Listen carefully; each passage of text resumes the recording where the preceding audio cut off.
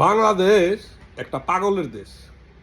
বাংলাদেশে মনে হয় পৃথিবীতে শুনছি 350 না 60 ধরনের পাগল আছে। তার মধ্যে মনে হয় 330টা বা 40টা পাগলের কারখানা বাংলাদেশে। কয়দিন আগে একটা নিউজ দেখলাম যে নৌবাহিনীর প্রধান বলতেছে নির্বাচনের দিন, মানে যে সামনে যে 12 তারিখ নির্বাচন, সেই নির্বাচনের দিন 5টি যুদ্ধজাহাজ নির্বাচনের দায়িত্বে থাকবে, তারা রেডি করছে, সাথে 5,000 নৌবাহিনীর সদস্য। তাহলে এই 5টি যুদ্ধজাহাজ কই থাকবে?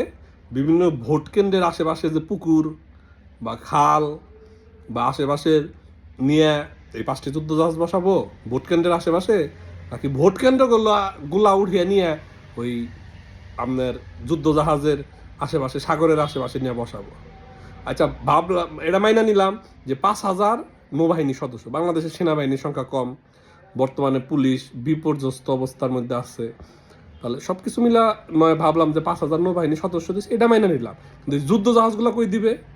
নাকি ভোট কেন্দ্রে শেষে আপনার সব ভোট বাক্সগুলা এই যুদ্ধ জাহাজে নিয়ে গণনা করব আপনার বিএনপিকে চুদলিং পং করার জন্য, যেটা আপনার হইলাম করবে জামাতের পক্ষে দেওয়ার জন্য?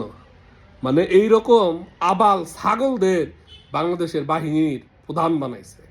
ওয়াকার যেমনি এক গাদ্দার, এই নৌবাহিনীর প্রধানও এখন হলো আরেক পাগল হয়েছে। এইসব পাগলদের কারণে বাংলাদেশের আজকে এই অবস্থা।